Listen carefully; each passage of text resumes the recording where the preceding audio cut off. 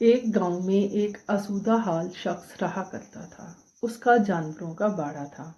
وہ جانوروں کا دودھ بیچتا، مکھن بیچتا، مال و دولت کی فراوانی تھی۔ پھر ایک دن اس کے جانوروں میں ایک ایسی بیماری آئی کہ ایک ایک کر کے سب جانور مر گئے۔ وہ بہت پریشان ہوا۔ وہ خوشحال تھا۔ گھر میں کافی مال جمع تھا۔ روزمرہ کے اخراجات کے لیے وہ مال استعمال ہونے لگا۔ رفتہ رفتہ گھر کی تمام قیمتی اشیاء بک گئیں اور بات فاقوں تک آ گئی۔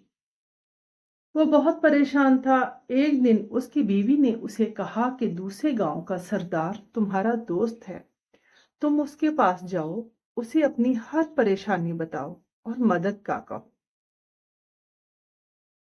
یہ بات اس کے دل کو لگی۔ اگلے ہی دن وہ صاف ستھرا لباس پہن کر دوسرے گاؤں میں جا پہنچا اپنے دوست سے ملنے کے لیے۔ اس کا دوست اسے دیکھ کر بہت خوش ہوا۔ اس کی خوب آؤ بھگت کی۔ اس شخص نے دوست سے کہا، میں تمہارے پاس کسی کام سے آیا ہوں، مجھے تمہاری مدد کی ضرورت ہے۔ پھر اس نے اپنے تمام حالات کے بارے میں اپنے دوست کو بتایا۔ یہ سب سن کر دوست کہنے لگا، کوئی مسئلہ نہیں، میں تمہاری مدد ضرور کروں گا۔ پھر اس نے اپنے ملازم کو آواز دی اور کہا، میرے دوست کے لیے ایک بکری لے آؤ، اور اس شخص کو تاکید کی، یہ بکری لے جاؤ، اگر دوبارہ میری مدد کی ضرورت پڑے تو پھر میرے پاس چلے آنا۔ اس کے ساتھ اس شخص نے اس کی بیوی بچوں کے لیے کچھ تحائف بھی ساتھ کر دیے اور اسے رخصت کیا۔ وہ شخص کافی حیران ہوا کہ دوست علاقے کا سردار ہے اور مجھے صرف ایک بکری پر ٹرخا رہا ہے۔ خیر، وہ بکری لے کر چپ چاپ گھر آ گیا۔ اس کی بیوی بھی صرف ایک بکری دیکھ کر حیران ہوئی۔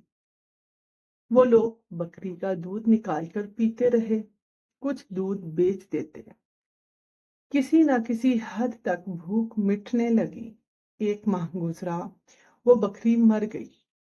دونوں میاں بیوی بہت پریشان ہوئے۔ بیوی نے پھر یاد دلایا، دوست نے کہا تھا ضرورت پڑے تو دوبارہ آ جانا۔ وہ پھر سے اپنے دوست سردار کے پاس گیا۔ دوست نے خوب آؤ بھگت کی، مدعا پوچھا۔ اس شخص نے بتایا وہ بکری مر گئی ہے۔ دوست نے کہا، کوئی مسئلہ نہیں۔ ملازم کو بلایا، ایک بکری اور منگوائی اور اس شخص کو باعزت طریقے سے اس تاکید کے ساتھ روانہ کیا کہ جب ضرورت پڑے میرے پاس چلے آنا، میرے گھر کے دروازے تمہارے لیے کھلے ہیں۔ وہ شخص بکری لے کے گھر آیا، بکری کا دودھ پیا اور بیچا۔ کچھ عرصے بعد یہ بکری بھی مر گئی۔ وہ پھر دوست کے پاس گیا، مدعا بیان کیا۔ دوست نے کہا، خوب آؤ بھگت کے بعد کھانا کھلایا، ایک اور بکری اور تاکید کے ساتھ روانہ کیا۔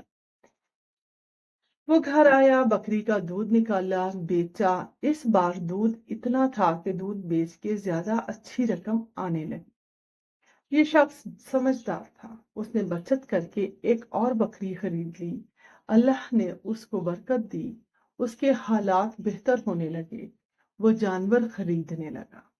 اس کے گھر خوشحالی پھر سے آنے لگی۔ ایک دن اس کی بیوی نے اسے دوبارہ یاد دلایا کہ یہ سب تمہارے دوست کی مدد کا نتیجہ ہے۔ تم جاؤ اور اپنے دوست کا شکریہ ادا کر کے آؤ۔ اگلے دن وہ شخص تیار ہوا اور خوشی خوشی دوست کی طرف روانہ ہو گیا۔ دوست اس کو دیکھ کر بہت خوش ہوا۔ اس کی خوب آؤ بھگت کی اور آنے کا مدعا پوچھا۔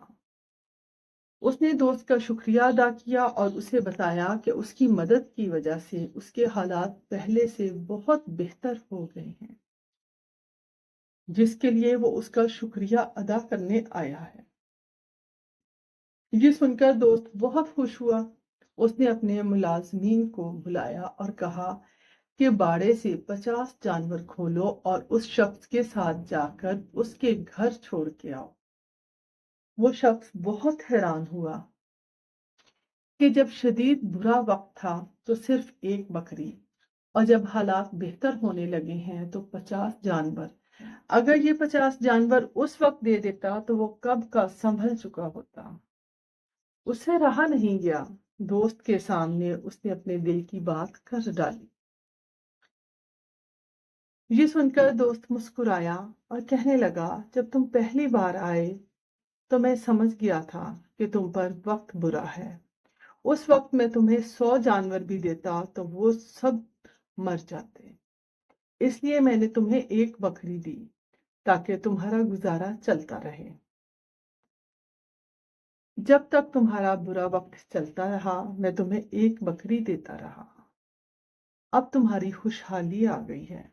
अब जब तुम्हारा बुरा वक्त टल चुका है, खुशहाली तुम्हारे दरवाजे पर फिर से दस्तक दे रही है, तो मेरा फर्ज बनता है मैं तुम्हारी मदद अपनी दोस्ती के शायाने शान करूं। अब मुझे कोई डर नहीं है। ये सब जानवर तुम्हारे काम आएंगे। ये सुनकर वो शख्स बहुत खुश हुआ और अपने दोस्त की हिकमत का कायल हो गया।